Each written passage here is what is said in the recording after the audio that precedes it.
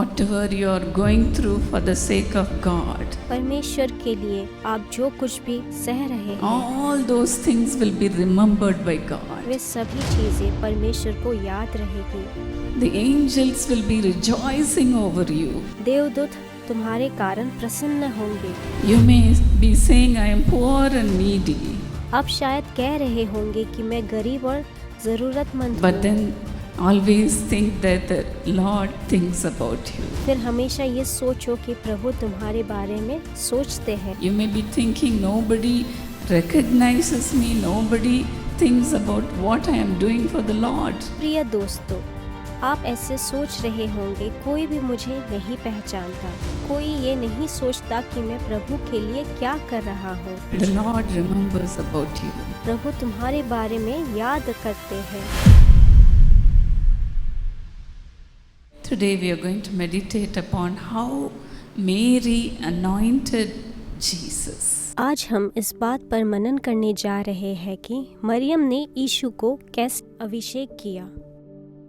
Mary had done a beautiful thing to Jesus. Maryam ने तो यीशु के लिए और यीशु के साथ एक सुंदर काम किया है। That's why Jesus says about her in Mark 14:9. इसलिए यीशु मरकुस के 14 वचन के 9वें पद में उसके बारे में ये कहता है कि Wherever the gospel is preached throughout the world, this woman's deed will be remembered and discussed. दुनिया भर में जहाँ भी सुसमाचार का प्रचार किया जाएगा, उसी वक्त इस महिला के काम को याद किया जाएगा।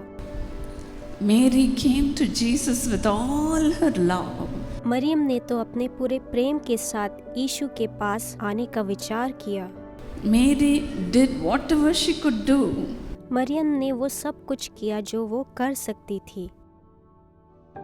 And the Lord appreciated her and he said, let me tell her name to all the world. और प्रभु ने उसकी सराहना की और उसने कहा कि चलो मैं उसका नाम दुनिया भर को बता दूंगा। Let her name be remembered. कि उसका नाम हमेशा के लिए याद रखा जाए। Whenever anybody does anything in times of our need, we remember them, isn't it?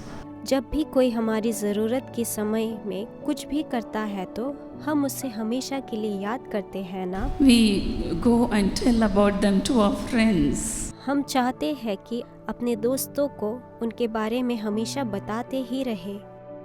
Till our last breath we remember them. अपनी आखिरी सांस तक उनके बारे में हमेशा बताते ही रहे। Once when we were in a hotel having lunch as a family, जब हम एक परिवार के रूप में एक रेस्टोरेंट में दोपहर का भोजन कर रहे wonderful family was sitting next to us.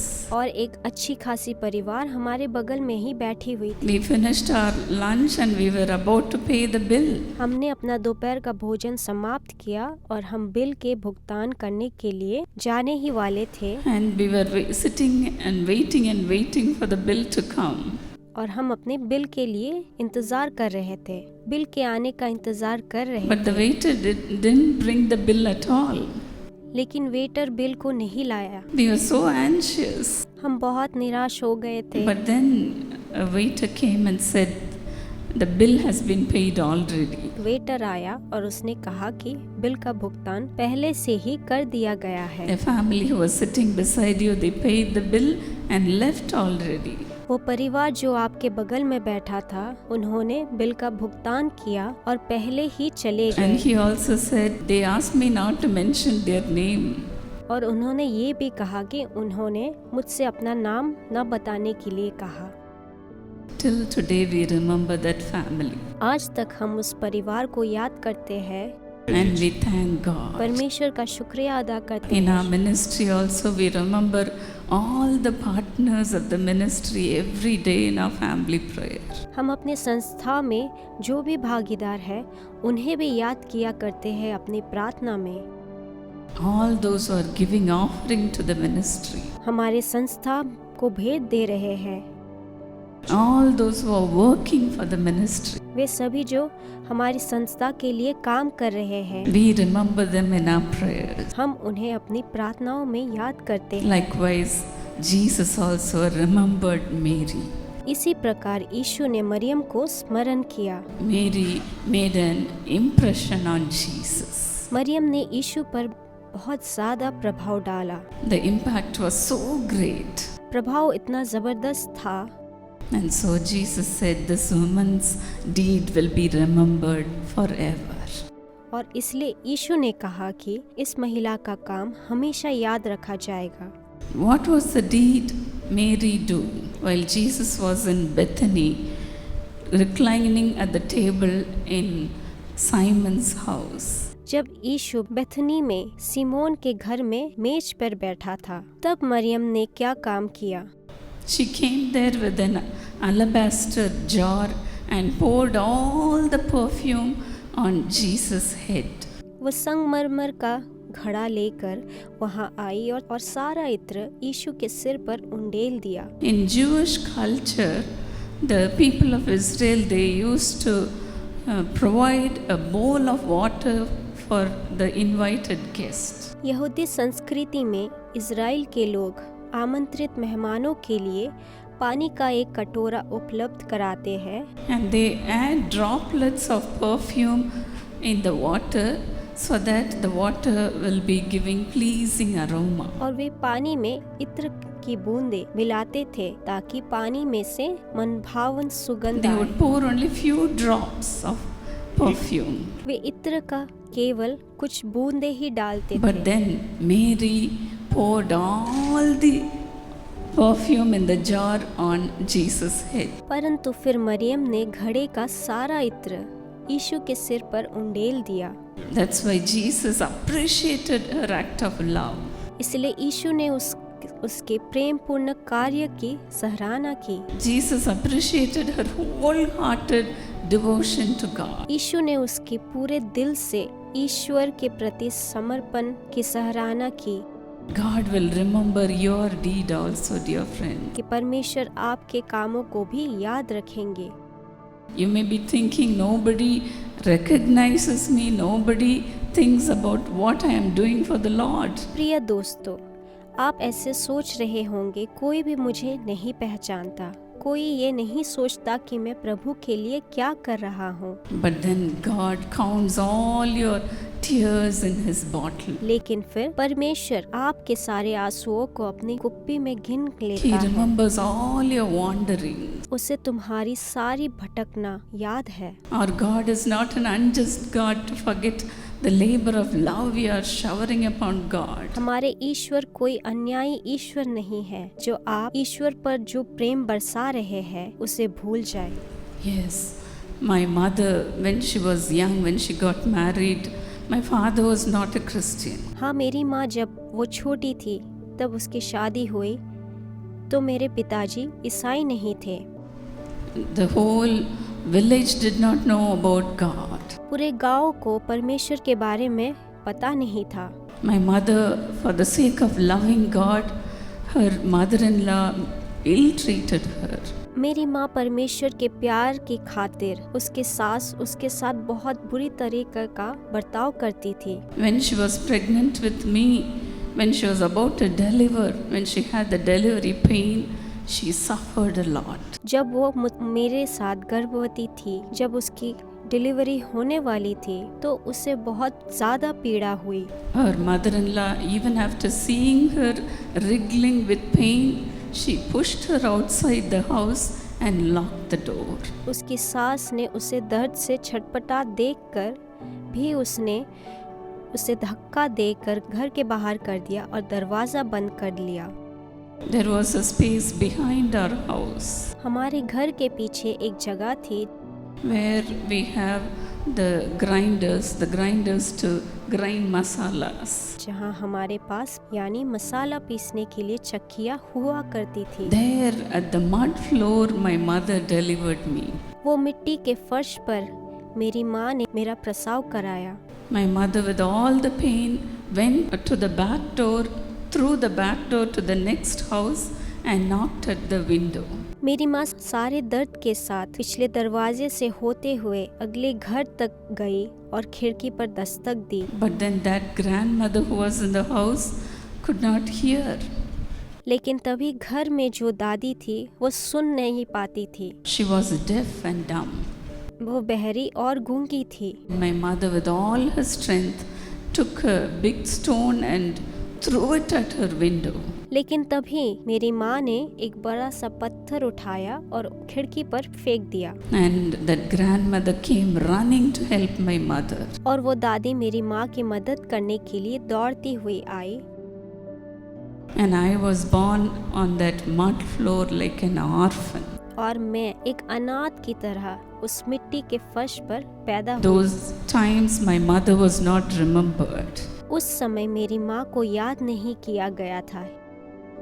But then today the Lord remembered her and blessed me in the ministry. लेकिन आज परमेश्वर ने उन्हें याद किया और मुझे आशीर्वाद दिया इस संस्था में। When I got married, my mother was the only one who rejoiced and thanked God. जब मेरी शादी हुई, मेरी माँ ही एकमात्र ऐसी शख्स थी जिन्होंने खुशियाँ मनाई। Whatever you are going through for the sake of God, परमेश्वर के लिए आप जो कुछ भी सह रहे हैं, all those things will be remembered by God. वे सभी चीजें परमेश्वर को याद रहेगी।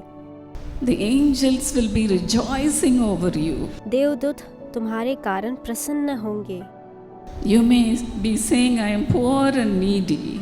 आप शायद कह रहे होंगे कि मैं गरीब और जरूरतमंद But हूँ। then always think that the Lord thinks about you. फिर हमेशा ये सोचो कि प्रभु तुम्हारे बारे में सोचते हैं। The Lord remembers about you. प्रभु तुम्हारे बारे में याद करते हैं। What was the situation when Mary was anointing the head of Jesus? जब मरियम यीशु के सिर का अभिषेक कर रही थी, तब क्या स्थिति थी? Jesus knew everybody who were around him. यीशु अपने आसपास के सभी लोगों को जानता था। He very well knew the heart of those वो people. उन लोगों का हृदय को भी भली भांति जानता था। Disciples were there sitting with him. वो उनके साथ शिष्य भी बैठे थे।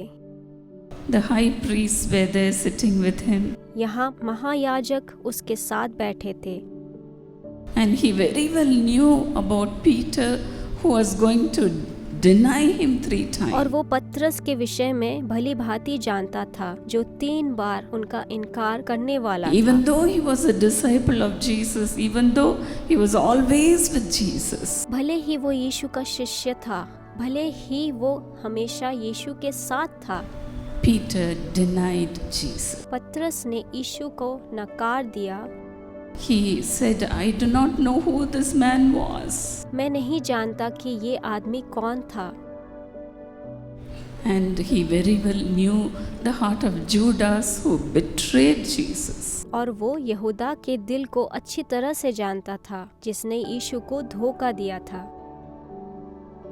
Even after this incident, after Mary anointed the head of Jesus, Judas ran to the chief priest to betray him.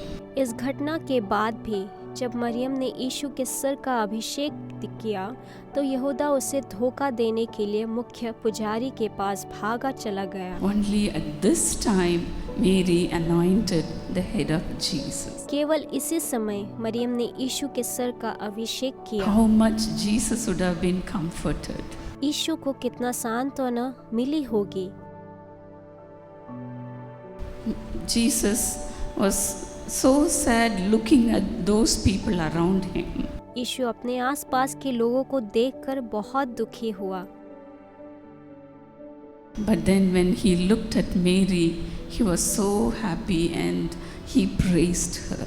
लेकिन फिर जब उसने मरियम की ओर देखा, तो वो बहुत खुश हुआ और उसे उसकी प्रशंसा की। Jesus was a man of sorrow. यीशु एक बहुत दुखी इंसान था। Isaiah prophesied about Jesus long years before. यशायाह ने कई वर्ष पहले यीशु के बारे में भविष्यवाणी की। As in Isaiah 53:3 we see, जैसे कि यशायाह 56:3 में, he was despised and rejected by men. वो मनुष्य द्वारा तिरस्कृत और अस्वीकार He किया was a गया man था। of sorrows and acquainted with grief. वो दुखी व्यक्ति था और दुख से परिचित था। At that time when Mary was anointing, Jesus was with full of sorrow. उस समय जब मरियम अभिषेक कर रही थी, यीशु दुख से भरा हुआ था। That's why the Lord appreciated Mary's act of love. इसीलिए प्रभु ने मरियम को सराहना की। And so the first thing the Lord said about Mary was from Mark 14:8. He said, "She has anointed my body beforehand for my burial." प्रभु ने मरियम के बारे में जो कहा वो 14:8 से था। उसने मेरे दफनाने के पहले से ही मेरे शरीर का अभिषेक किया है। Mary did not know and she did not understand what was happening. Maryam को पता नहीं था और उसे समझ नहीं आया कि क्या हो रहा था। She never even understood that Jesus was going to die. उसने कभी ये भी नहीं समझा कि यीशु मरने वाला है। But then this act of Mary's love comforted Jesus a lot at the time of his death. लेकिन फिर मरियम के प्रेम के इस कृत्य से यीशु को उसकी मृत्यु के समय बहुत सांत्वना मिली। People around Jesus were complaining about Mary, यीशु के आसपास के लोग मरियम के बारे में शिकायत कर रहे थे, saying, "Why is she wasting this perfume upon Jesus?" कि वो यीशु पर इस इत्र को क्यों बर्बाद कर रही है। She would have sold this perfume for more than a year's wages. उसने इस इत्र को 1 वर्ष से अधिक की मजदूरी पर बेचा होगा। But Mary thought that that was an appropriate way of honoring Jesus. लेकिन मरियम ने वो यीशु के सम्मान करने का एक उचित तरीका था। उसने सिर्फ यही सोचा। She acted immediately. उसने तुरंत कार्रवाई की। Jesus said she did this act beforehand. यीशु ने कहा उसने ये कार्य पहले ही किया था। Mary never hesitated. मरियम ने कभी झिझक नहीं की। She did that immediately what was in her heart. उसके दिल में जो था उसने तुरंत वही किया। So the Lord appreciated her. इसलिए प्रभु ने उसकी सराहना की। The Bible says when we do our deeds for God, it is appreciated. Bible कहती है कि जब हम ईश्वर के लिए अपने कर्म करते हैं तो उसकी सराहना की जाती है। In James 2:26 we see, याकूब 2:26 में हम देखते हैं, faith without deed is dead. कर्म के बिना विश्वास मरा हुआ है। Yes, she acted upon what she decided. हाँ, उसने जो निर्णय लिया था उस पर अमल किया। She went an extra mile to honor Jesus. वो यीशु का सम्मान करने के लिए एक अतिरिक्त मील चली गई। That comforted the heart of Jesus a lot. इससे यीशु के हृदय को बहुत शांति मिली। Yes, whatever you do is accounted by Jesus himself in the book of life. हाँ, आप जो कुछ भी करते हैं उसका हिसाब स्वयं यीशु के जीवन के पुस्तक में दिया In है। all of our partners meeting, we used to encourage our partners saying, whatever you have given, the Lord has recorded everything in his book. सहभागियों के मीटिंग में अपने सभी सहभागियों को ये कहकर प्रोत्साहित करते हैं कि आपने जो कुछ भी दिया है वो सब कुछ प्रभु ने अपनी पुस्तक में दर्ज And कर we used लिया to है। tell them, your giving has wiped away the broken-hearted people's tears. और हम उससे कहते हैं कि आपके दान ने टूटे हुए दिल वाले लोगों की आंसू पोंछ दिए हैं। Millions of people come and attend our meeting. लाखों लोग आते हैं और हमारी सभा में भाग लेते हैं, But then only very few they give offering for the ministry. लेकिन बहुत कम लोग हैं जो हमारी संस्था के लिए भेंट देते हैं। And that's why we gather them and we hold a meeting called partners meeting and we appreciate them. और इसीलिए हम उन्हें इकट्ठा करते हैं और पार्टनर्स मीट नामक एक सभा आयोजित करते हैं। हम उनसे मुलाकात करते हैं और हम उनकी They सराहना not करते only हैं। receive miracles, but they give to God. वो न केवल चमत्कार प्राप्त करते हैं बल्कि वो परमेश्वर को देते भी है। Faith without deed is dead. कर्म के बिना विश्वास मरा हुआ है। It's good to have faith, विश्वास रखना अच्छी बात है, but then if we do not act, it is a dead act. लेकिन यदि हम कार्य नहीं करते तो यह एक मृत कार्य है। Let us act immediately. आइए तुरंत कार्रवाई करें। Hallelujah. God bless you.